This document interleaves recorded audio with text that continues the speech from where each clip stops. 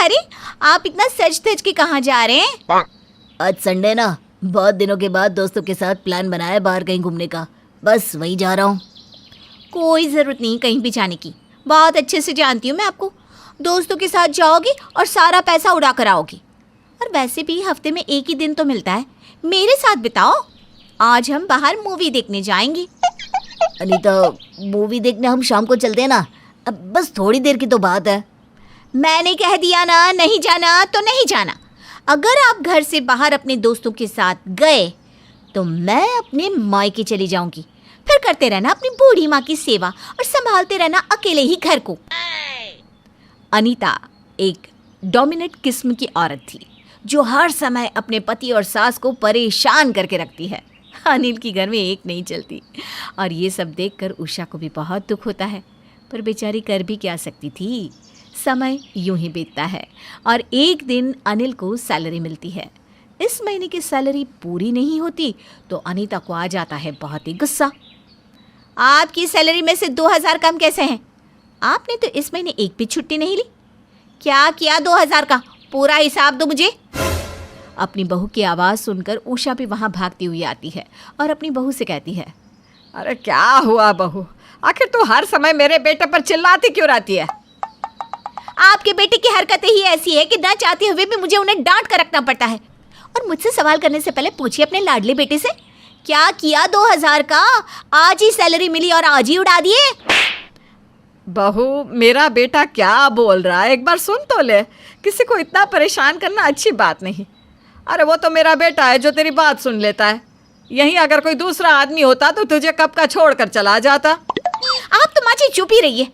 मैं जब से इस घर में आई हूँ तब से आप यही चाहती हैं कि आपका बेटा मुझे छोड़ दे, पर अफसोस आपकी चल नहीं पाती और ना ही मैं कभी चलने दूंगी।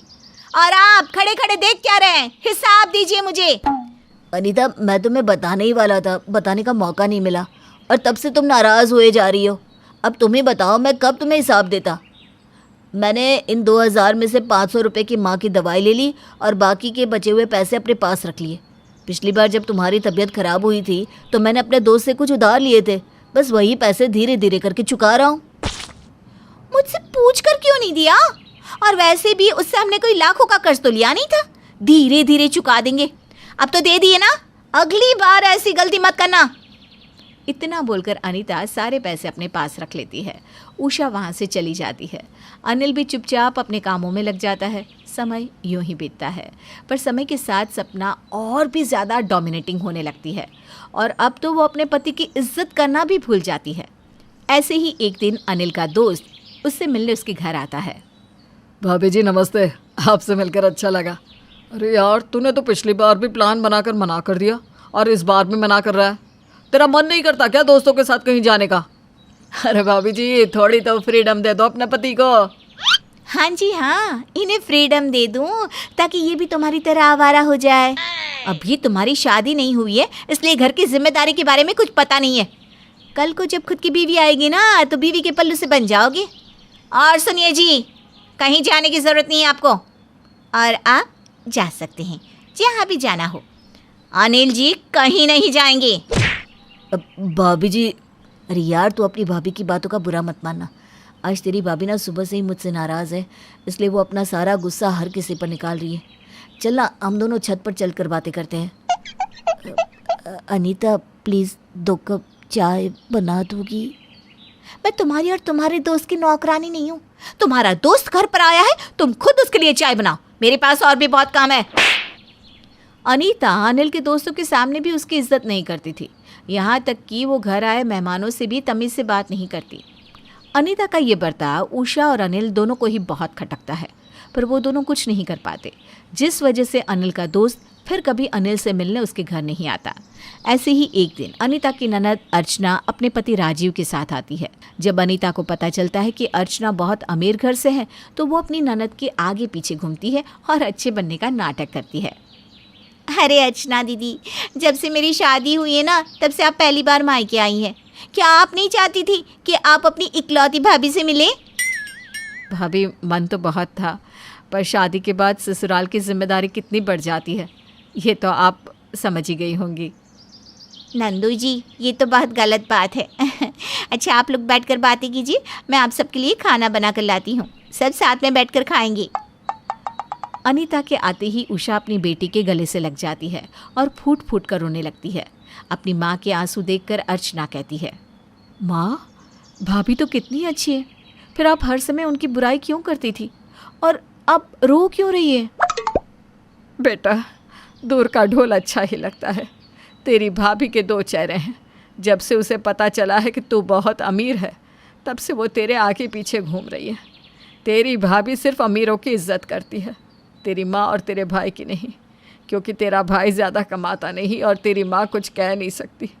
तेरी भाभी एक नंबर की डोमिनेटिंग इंसान है जो तेरे भाई को हर समय परेशान करके रखती है। बेटा, अब तो तू ही तेरी भाभी को सुधार सकती है।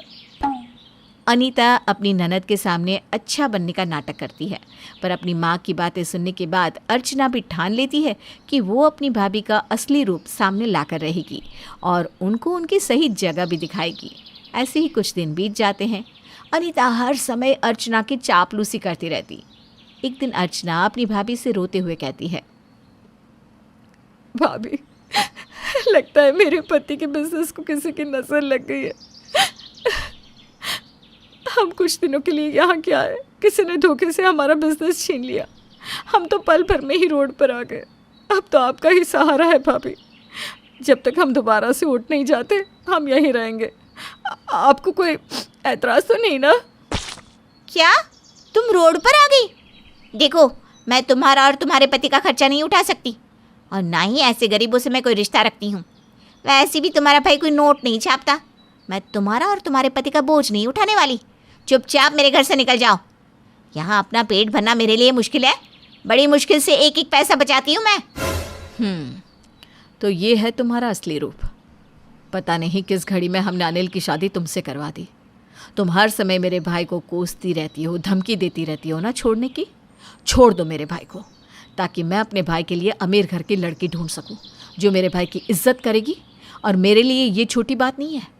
मेरा वकील आता ही होगा। डिवोर्स पेपर लेकर साइन कर देना और मेरे भाई को छोड़ने की जो रकम चाहिए बता देना, तुम्हारे मुंह पर मारूंगी। अर्चना अपनी भाभी की हकीकत सामने ले आती है, जिसके बाद अनीता के पैरों तले ज़मीन खिसक जाती है। वो हाथ जोड़कर अपनी ननद के सामने घुटनों पर गिर जाती है। नहीं नहीं दीदी, ऐसा मत करो। मुझे मेरे पति से दूर मत करो। मैं बहुत खुशनसीब हूँ जो मुझे अनिल जैसा पति मिला। मैं बस डरती थी कि अगर मैं डर गई तो मेरे ससुराल वाले मुझ पर अत्याचार करेंगे, इसीलिए मैं ऐसी बन गई। पर मैं वादा करती हूँ आपसे ऐसी हरकतें नहीं करूँगी। बस मुझे इस घर से और मेरे पति से जुदा मत करो।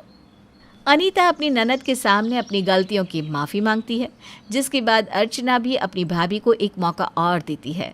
एक और मौका मिलने के बाद अनीता अपने पति और सास को परेशान करना बंद कर देती है और एक जिम्मेदार बहू बनकर दिखाती है। ललिता एक छोटे से शहर इलाहाबाद की लड़की थी, लेकिन उसकी शादी दिल्ली शहर के सर्वेश से हो जाती है। शादी के बाद, ये क्या जी, कैसी जगह रहते हैं आप? ना कोई जानने वाला, ना कोई पूछने वाला। ये बिल्कुल सामने वाले लोग भी नहीं पूछते। हमारे यहाँ तो जब तक ये ना पता चल जाए कि मोहल्ले के घर में क्या बन रहा है, लगता ही नहीं कि सुबह हुई है। अरे ये दिल्ली है, दिल्ली। यहाँ नहीं है घर में घुसने वाला कल्चर, समझी? और कोशिश भी मत करना यहाँ ये सब करने की। एक तो छोटा सा घर शुरू होता नहीं कि खत्म हो जाता है। छोटा? अरे कहाँ से छोटा दिख रहा है? 3 कमरों का फ्लैट है मेरा। लेकिन आंगन और छत तो नहीं है ना? बिना छत और आंगन के भला कोई घर घर होता है? नहीं ना। खैर, कौन समझाता ललिता को। सब अपने काम में मस्त रहते हैं, लेकिन ललिता उसके अंदर का तो छोटा शहर रह रह कर लहरें मारता है। एक दिन ललिता गेट पर खड़ी होती है कि सामने उसे एक बुजुर्ग महिला दिखती है। नमस्ते आंटी जी, आप लोग सामने रहते हैं? नमस्ते नमस्ते। हाँ, हम तो यहीं रहते हैं। पर आप लोगों को तो पहली बार देखा। वो मैं अपने बेटे के पास गई थी ना अमेरिका, वहीं से आई हूँ।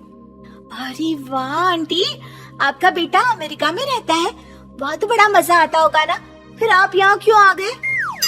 अरे काहे का मजा, बेटा बहू नौकरी करते हैं, हम बुढ़ा बुढ़िया घर के अंदर। यहाँ कम से कम 4 चेहरे अपने जैसे तो दिख जाते हैं। बस सच क्या था, ललिता का सामने वालों से बातचीत और आना जाना शुरू हो जाता है। एक दिन ललिता के घर की घंटी बजती है। अरे दूध वाला दूध दे गया, पेपर वाला पेपर दे गया, काम वाली भी आकर चली गई। किसी के आने के लिए फोन भी नहीं आया गेट से। फिर कौन आया होगा? वो मेरी फ्रेंड आई होंगी, उसने केक बनाया था। तो तभी घर के अंदर 2 औरतें और एक बच्चा आते हैं। सब मिलकर बातें करते हैं, बच्चे खेलते हैं और घर में चहल पहल का माहौल हो जाता है। सभी चले जाते हैं, लेकिन सबके जाने के बाद यार ये क्या था? मुझे तो लग रहा था कि मैं किसी गांव में बैठा हूँ। कैसी बात कर रहे हो जी? देखो तो कितना अच्छा केक देकर गई है मिसेस शर्मा। और क्या घर के अंदर बंद होकर जीना, मिला जुला करो। 210 वाले अंकल योगा सिखाते हैं, कल से हम दोनों चलेंगे। अरे तुम ही सीखो योगा वोगा, जहाँ जाना है जाओ, लेकिन मेरे घर के अंदर कोई नहीं आएगा। अरे यार घर के अंदर घुसेंगे फिर बातें बनाएंगे। ललिता को पति की आदत अच्छी तो नहीं लगती, लेकिन करती भी तो क्या। कभी कोई सब्जी देने आता तो कभी ललिता बच्चों की पार्टी अरेंज करती। ये सब बातें सर्वेश को अच्छी नहीं लगती थी। एक रोज ललिता, माँ आ रही है बनारस से, उनका यहाँ इलाज करवाना है, तो कुछ दिन अपनी समाज सेवा बंद रखना। ललिता की सास घर आती है। अरे क्या बेटा, कैसी जगह घर है तेरा? न आंगन है न छत, दूसरा मकान क्यों नहीं ले लेता? मैं भी तो यही बोलती हूँ माँ जी, इस घर में तो पहले कोई आता जाता भी नहीं था। वो तो हाँ हाँ, वो तो ये लोगों के घरों में घुस घुस कर निकाल कर यहाँ ले आती है। माँ मैं तो किसी को मुंह नहीं लगाता, आना है आओ, नहीं तो जाओ। मेरा घर इसने रेलवे स्टेशन बना दिया है। अपना अपना स्वभाव है बेटा, ऑफिस तो तू भी जाता है और बहू भी, फिर भी देख कैसे लोगों को जोड़ कर रखती है। सास तैयार होकर बेटे के साथ अस्पताल जाती है, जहाँ इनका इलाज तो मैं शुरू कर दे रहा हूँ, लेकिन दवाई थोड़ी हार्ड है, तो ध्यान रखना कि ये थोड़ी थोड़ी देर में कुछ खाते रहें और इन्हें अकेला मत छोड़िएगा, ठीक है? सर्वेश घर आता है, माँ को दवाई देता है और अपने कमरे में चला जाता है। मुंह लटका कर बैठा होता है कि ललिता आ जाती है। क्या हुआ माँ जी, ठीक तो है ना? क्या कहा डॉक्टर ने जो आपका मुंह उतरा हुआ है? माँ तो ठीक है यार, बस उन्हें अकेला नहीं छोड़ना है। अब मैं और तुम दोनों ही जॉब करते हैं, क्या किया जाए? नौकरी छोड़ भी नहीं सकता और तुम खुद भी अच्छी नौकरी कर रही हो, पैसों की भी जरूरत है, कैसे मैनेज करेंगे? अरे मैं छुट्टी ले लेती हूँ ना कुछ दिनों के लिए, और कुछ दिनों के लिए आप ले लेना, हो जाएगा मैनेज। सर्वेश को ललिता की बात से हौसला मिलता है। वो अगले दिन से ऑफिस जाता है और ललिता घर पर रहती है। एक रोज शाम को माँ के कमरे से इतनी आवाज क्यों आ रही है? क्या हो गया? ललिता हाथ में चाय का ट्रे लेकर आती है। वो सोसाइटी की कुछ माँ की उम्र की औरतों को मैंने माँ के पास बैठने के लिए बुलाया है, वो माँ का दिल लगा रहेगा ना, इसलिए। सर्वेश को गुस्सा आ जाता है। वो कमरे में जाता है और कहता है, क्या है, आप लोगों को कोई काम नहीं है जो रोज रोज माँ को परेशान करने के लिए आ जाती हैं? अरे तबीयत खराब है उनकी, और ये क्या ऑयली दे रही हैं आप खाने के लिए? प्लीज प्लीज आप लोग जाइए यहाँ से। सारी औरतें सर नीचा करके वहाँ से चली जाती हैं। फिर सर्वेश माँ पर चिल्लाता है, आपको पता है ना डॉक्टर ने आराम करने के लिए कहा है, कुछ हो गया तो? बनारस में तो सब यही कहेंगे ना, यहाँ अच्छी खासी थी, बेटे के पास गई और फिर नजर ही नहीं आई। माँ को सर्वेश की बात पर गुस्सा आ जाता है, वो चुप हो जाती है। तभी ललिता वहाँ आ जाती है। कैसी बात कर रहे हैं आप? कोई अपनी माँ के बारे में ऐसा बोलता है क्या? तुम तो चुप ही रहो, घर को रामलीला मैदान बना दिया है, जिसे देखो मुंह उठाकर चला आता है। कुछ दिन बीत जाते हैं। एक दिन, सुनिए जी, कल से मुझे ऑफिस जाना होगा, छुट्टी तो ले ली ना आपने? हाँ मैंने बात तो की थी, लेकिन 2 दिनों के लिए तो मुझे किसी हालत में छुट्टी नहीं मिलेगी। और अगर कल मैं ऑफिस वक्त पर नहीं पहुंची तो मुझे नौकरी से निकाल दिया जाएगा। अरे यार, अब क्या किया जाए? दोनों को रात भर नींद नहीं आती, क्योंकि दोनों का ही नौकरी करना जरूरी है और माँ को अकेला भी नहीं छोड़ सकती। लेकिन अगले दिन बेल बजती है। सर्वेश दरवाजा खोलता है तो सामने कुछ औरतें खड़ी होती हैं। आप लोग फिर? अरे हम तेरी माँ के उम्र के हैं, लेकिन तुझे उससे क्या। हम यहाँ सिर्फ ललिता और तेरी माँ के लिए आए हैं। वो सब अंदर आ जाती है। तुम दोनों आराम से ऑफिस जाओ। मेरी देखभाल के लिए ये है ना मेरी सहेलियां। इन लोगों को इतने दिन से देखा नहीं तो तबीयत और भी खराब हो रही थी, लेकिन इन्हें देखकर अच्छा लग रहा है। दोनों मियाँ बीवी ऑफिस जाते हैं और कुछ ही हफ्ते में, और ये तो चमत्कार है, इतनी जल्दी किसी पेशेंट को अच्छा होता हमने तो नहीं देखा। सर्वेश घर आता है। माँ के वापस जाने का वक्त हो जाता है। माँ को छोड़ने सोसाइटी की बहुत सी औरतें आई होती हैं। मैं आप सबसे माफी मांगता हूँ। बड़े शहर में आकर मैं ये भूल गया था कि हम सबके अंदर एक छोटा सा गांव जिंदा रहना कितना जरूरी है। यूं तो शिल्पा और सुजीत की शादी को कई साल हो गए हैं, लेकिन वो दोनों अभी तक एक दूसरे को समझ ही नहीं पाए हैं। उन दोनों में अक्सर किसी न किसी बात को लेकर लड़ाई झगड़ा होता रहता। एक रात सुजीत घर पर देर से आया तो शिल्पा ने उससे देर से आने का कारण भी नहीं पूछा और उससे लड़ना शुरू कर दिया। ये कोई टाइम है घर आने का? सच बताओ, कहाँ से आ रहे हो? अरे अरे, क्यों आते ही लड़ रही हो? कम से कम पूछ तो लो कि मैं लेट क्यों हो गया। क्या पूछ लूं? 10 बार बोल दिया है कि टाइम से आया करो। रोज रोज लेट आते हो। अब तक तो आपके पास के सारे बहाने भी खत्म हो गए होंगे। शिल्पा, मैं बहाने नहीं बना रहा। ऑफिस के किसी काम की वजह से देर हो गई। हाँ, बस रहने दो और कान खोल कर सुन लो। कल से लेट आओगे ना तो खाना ही नहीं दूंगी, खुद ही गर्म करके खा लेना। शिल्पा बड़बड़ाते हुए किचन में चली जाती है और सुजीत को खाना दे देती है।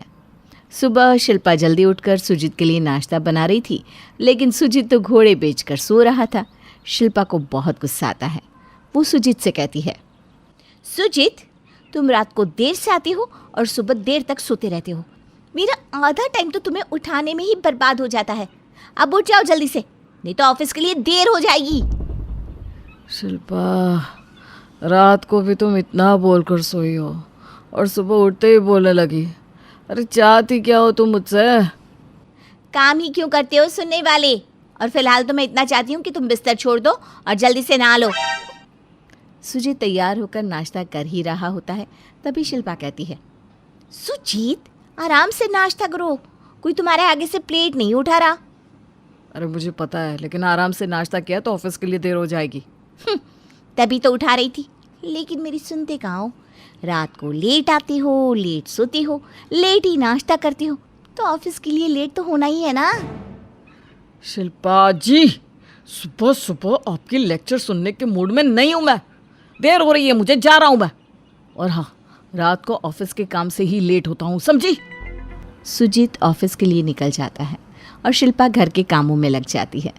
लेकिन शिल्पा की सास माला को बिल्कुल अच्छा नहीं लगता कि उसकी बहू उसके बेटे को इस तरह से दिन रात किसी न किसी बात पर सुनाती रहे, या फिर बहू बेटे में किसी भी बात को लेकर अनबन हो।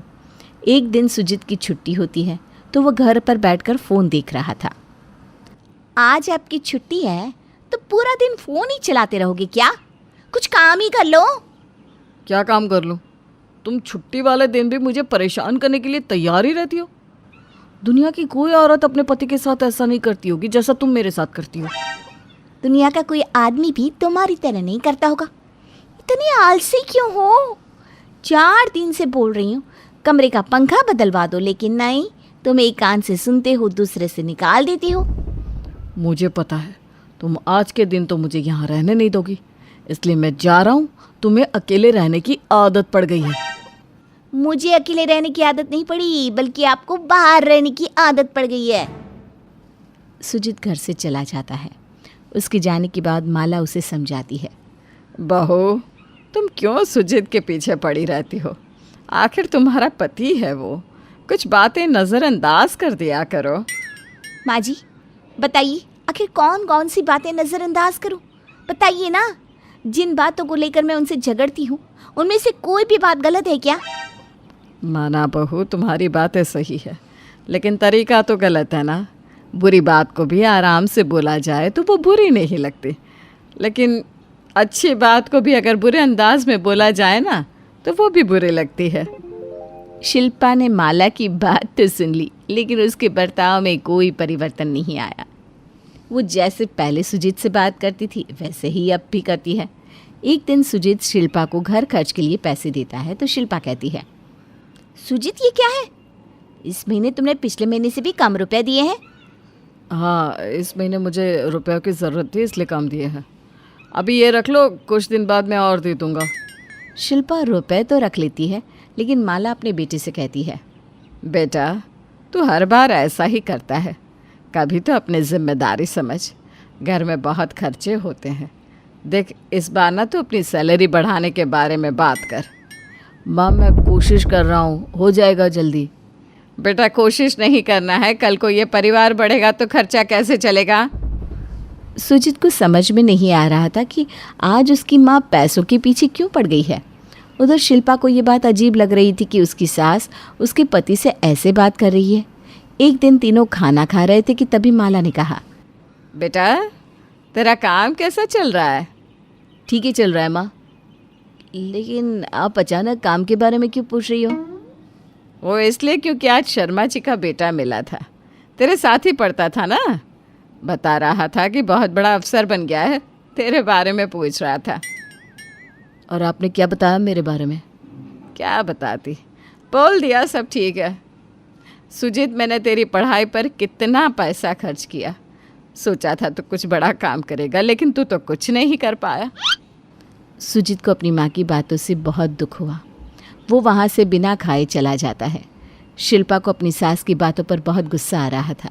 वो अपनी सास से कहती है, माँ जी आज उन्हें खाना तो खाने देती, अभी ये सारी बातें करनी ज़रूरी थी क्या? वो बिना खाना खाए ही चले गए।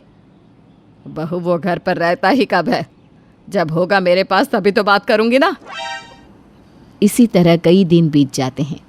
शिल्पा अपने पति को कुछ बोलती तो उससे पहले ही माला अपने बेटे को सुनाने लग जाती और सुजीत अपनी बीवी को तो जवाब दे दिया करता लेकिन माँ की बातों का कोई जवाब नहीं देता। इसी तरह एक दिन माला अपनी बहू की तारीफ कर रही थी। सुजीत, शिल्पा को मैंने तेरे लिए पसंद किया था, मेरी बहू है ही बहुत अच्छी। तो क्या करूँ माँ, ये बात आप कई बार बोल चुकी हो, अब बार बार बोलकर क्या दिखाना चाहती हो? बेटा तू इतना चिड़चिड़ा क्यों हो रहा है? तुझसे तो तेरी बीवी की तारीफ भी बर्दाश्त नहीं होती और ना कोई और बात बर्दाश्त होती है।